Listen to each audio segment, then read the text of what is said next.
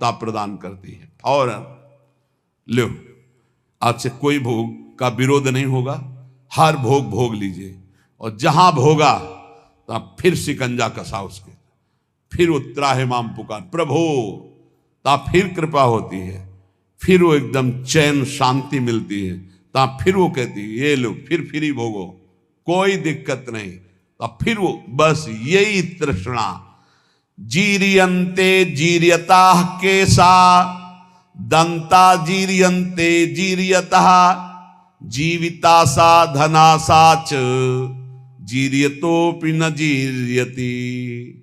शरीर जीर्ण हो जाता है भोगते भोगते, पर भोग की आशा जीर्ण नहीं होती।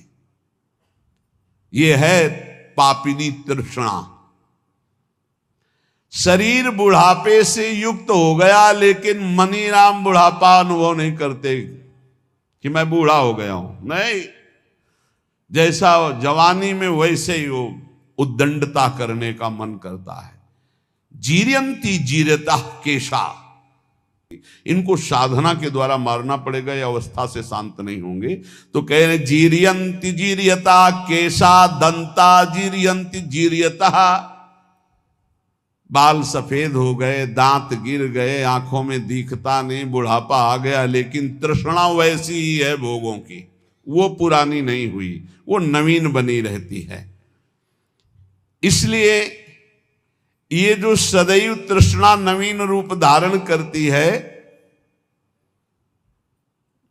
ये जैसे वस्त्र में सूत ओतप्रोत है, ऐसे ही अंतःकरण में तृष्णा ओतप्रोत है। समझ में ही नहीं आता, खाते खाते दांत खत्म हो गए, नकली दांत लग गए, देखते देखते आंखों में ऑपरेशन होकर नई शीशे चढ़ गए और शीशा लग गया, चश्मा लग गया, कान में मशीन लग गई, सब, पर वो वासना नहीं गई। वही तृष्णा भोगों की, वही मकर ध्वज भस्म खा के, सोने चांदी की भस्म खा के अभी और कुछ संसार का स्वाद लेना है।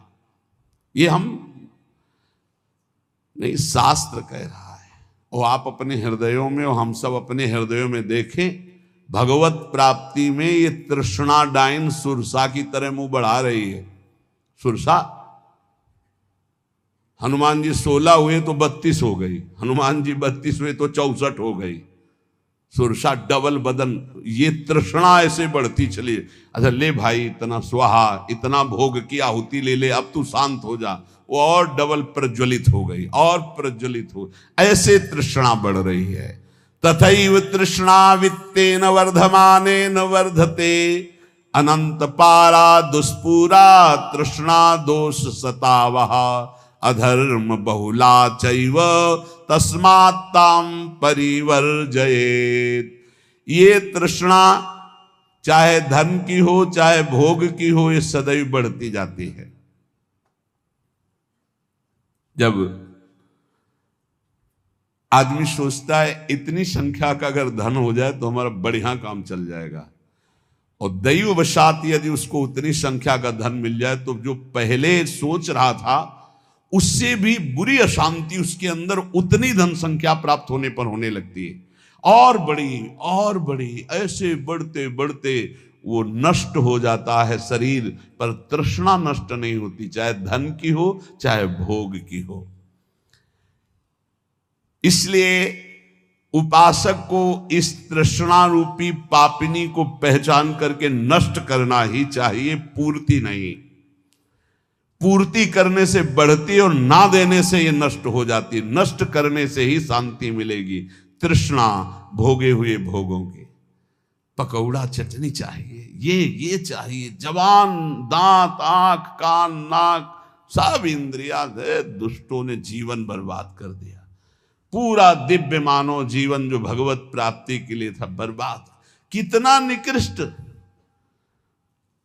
बलिष्ठ होने के लिए कितना निकृष्ट उतर जाता है खान पान व्यवहार में।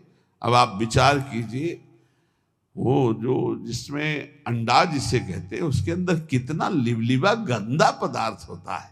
उल्टी नहीं हो जाती इन लोगों को? उल्टी हो जाए, बमन हो जाए देख के, कैसा स्वभाव बन गया। दूसरे के मांस शरीर के ऐसे शौक से खा रहे, घृणा नहीं होती? और तुमको ये नहीं पता है कि तुम धर्म विरुद्ध आहार कर रहे हो, ऐसे ही तुम्हारा नोच नोच के काल तुम्हारे मांस खाएगा। कैसे? बोले हमने तो नहीं देखा नोचते हुए। तो देख लो जहां एक्सीडेंट होता है, नहीं? यहां सरिया घुसे, यहां घुसा, यहां घुसा, यहां घुसा, आप जिंदा फड़फड़ा रहे हैं, दृश्य देख लो। काट काट के वो सब निकालते निकालते घंटों लगे, उसमें फिर स्वाहा हो गए, आहुति हो गई। किसी को भी यहां यदि तुम सुख दोगे तो वो सुख 1000 गुना बढ़कर तुम्हारे जीवन में आएगा, और किसी भी जीव को दुख दोगे तो 1000 गुना बढ़ के मिलेगा। महाभारत में एक तितली की गुदा में बंबूल का कांटा डाल के छोड़ दिया मांडव्य ऋषि ने, तो सूली डाल करके निकली नहीं, काट दी गई, अणिमांडव्य पड़ा। महाभारत में देख लेना। तितली कोई मनुष्य नहीं है, पर वो भी जीव है। उसकी गुदा में बंबूल का कांटा, तो ऋषि की गुदा में सूली चुभ हो गई। हम तुम तो बहुत छोटे जीव हैं, वो बहुत बड़ी तपस्या में संलग्न महापुरुष मांडव्य ऋषि, अणिमांडव्य, जिन्होंने सीधे धर्मराज से जाके बात की। यहां यमदूत को देख के सोच और लघु शंका एक साथ छूट जाती है, वो सीधे जाके धमकाए और साप दे दिए, जा 100 वर्ष तक मनुष्य आयु को भोग, तब तुझे पता चलेगा। धर्म के निर्णय में चूक कर दी। मैं 8 वर्ष का था, मुझे ज्ञान नहीं था, बालक था, फिर मुझे ऐसा भयानक दंड क्यों दिया गया? इसलिए हम संकेत में बता रहे, तितली की गुदा में बंबूल का कांटा छोड़ा तो उनकी गुदा में सूली चुभ होकर के काट दी गई, निकली नहीं। और तुम खा रहे हो इन पशुओं के मांस को, तो तुम्हारी दुर्दशा नहीं होगी, तुम्हें पता नहीं? इस एक जबान के लिए 2 अंगुल का है खेल सारा। इसके बाद घाटी के नीचे हुआ कोई नहीं मतलब है कि कैसा था, सब मल हो जाएगा। बस 2 अंगुल का स्वाद। अरे बहुत स्वाद ले लिया, थोड़ा राधा नाम का स्वाद लो। मारो इस तृष्णा को, भोजन की तृष्णा को, भोग की तृष्णा को, देखने सुनने बोलने की जो प्रपंच जनित तृष्णा है, इसका नाश करो।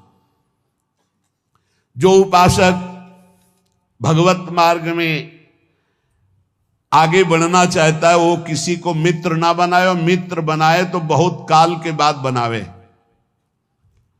सहसा किसी को दोस्त नहीं बनाना चाहिए। कह रहे हैं, चिरेण मित्रम बदनीयात, चिरेण च कृतम त्यजेत, चिरेण ही कृतम मित्रम चिरम धारणम अर्हति। रागे दर्पे च माने च, द्रोहे पापे च कर्मणि, अप्रिये चैव कर्तव्ये चिरकारी प्रशस्यते। बंधूनां श्रद्धां चैव भृत्यानां स्त्रीजनस्य च, अव्यक्तेष्वपराधेषु चिरकारी प्रशस्यते।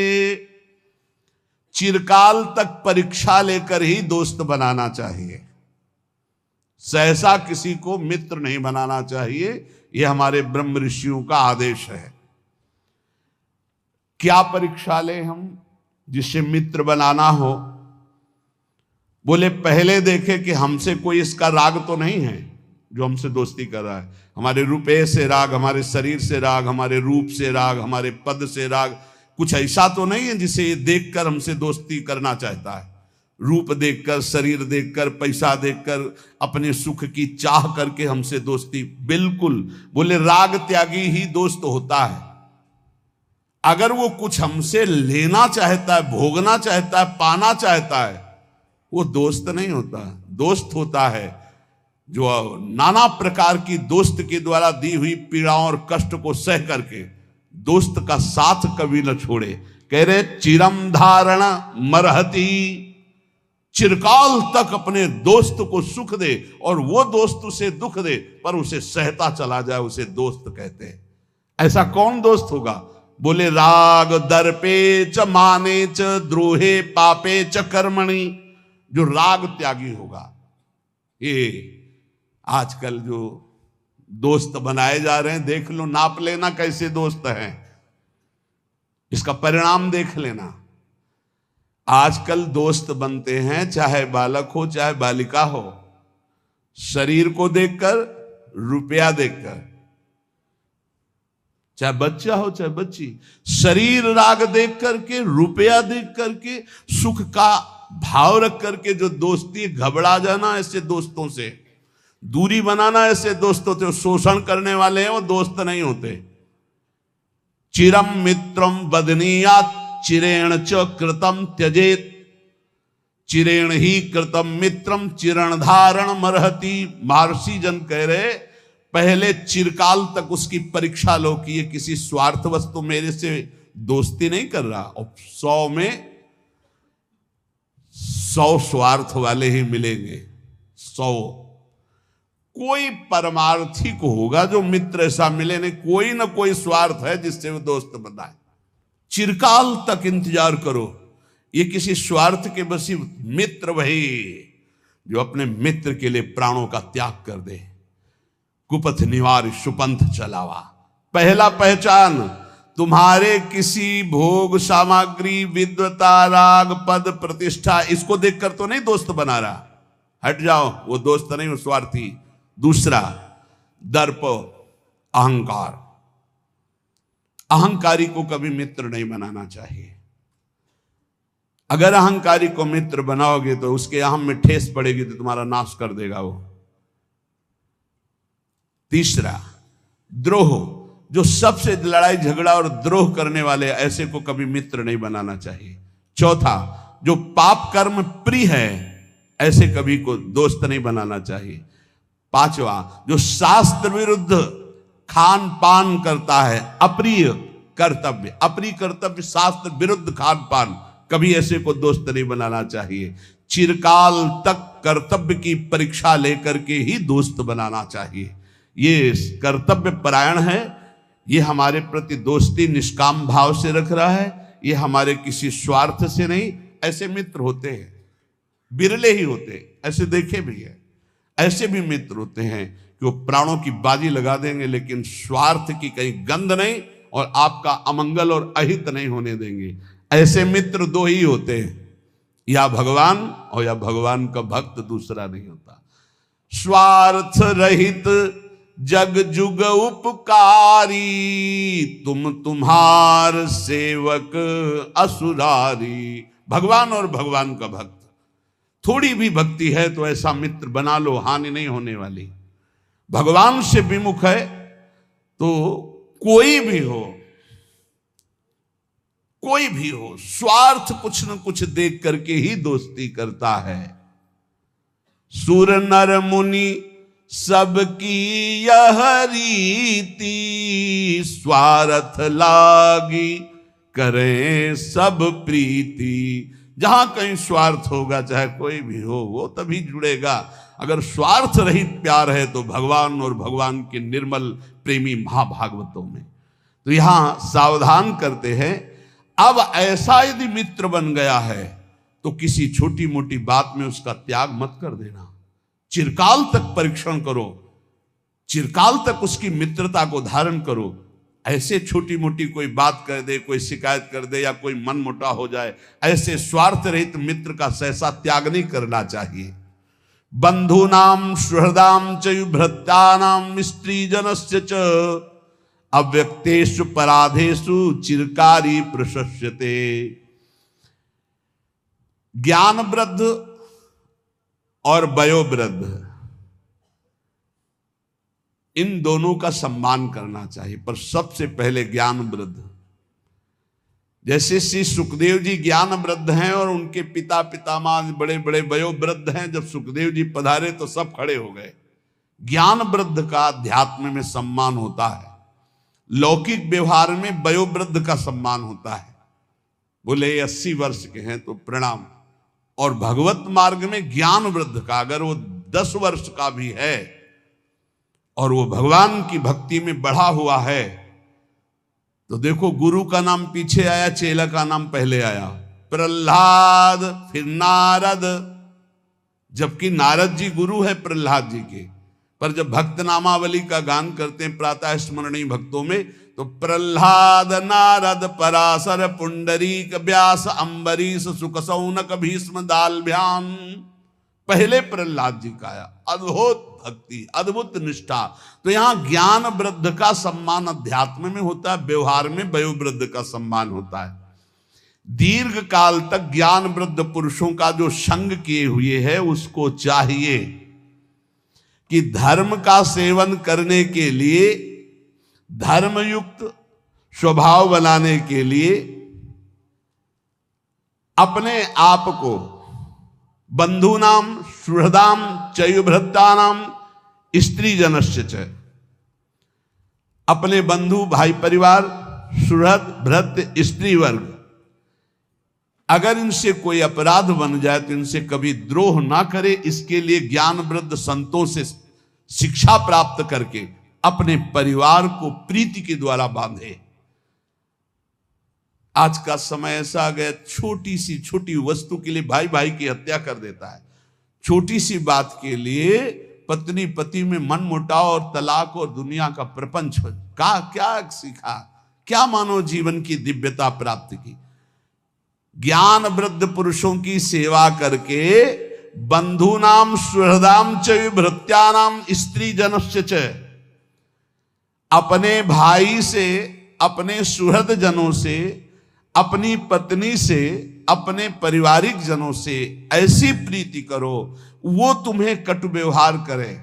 ये बात देखो जो शास्त्र कह रहा है वो उसमें में पाई गई, जो धर्मात्मा पुरुष उसमें लक्षण पाए जाते। बंधु नाम सुहृदाम च भृत्यानाम स्त्री जनस्य च, यहां शिक्षा लेनी चाहिए। ब्रह्म ऋषि जन बोल रहे, आप अपने भाई से, अपने सुहृद जनों से, अपनी पत्नी से, अपने परिवार से किसी भी बात को लेकर के द्वेष ना करें, विग्रह ना करें। चिरकाल तक मित्र की परीक्षा लेकर उसे मित्र बनाए, छोटी मोटी बात में उसकी दोस्ती को तोड़े ना, ये आपके अंदर दैवत्व भाव आएगा।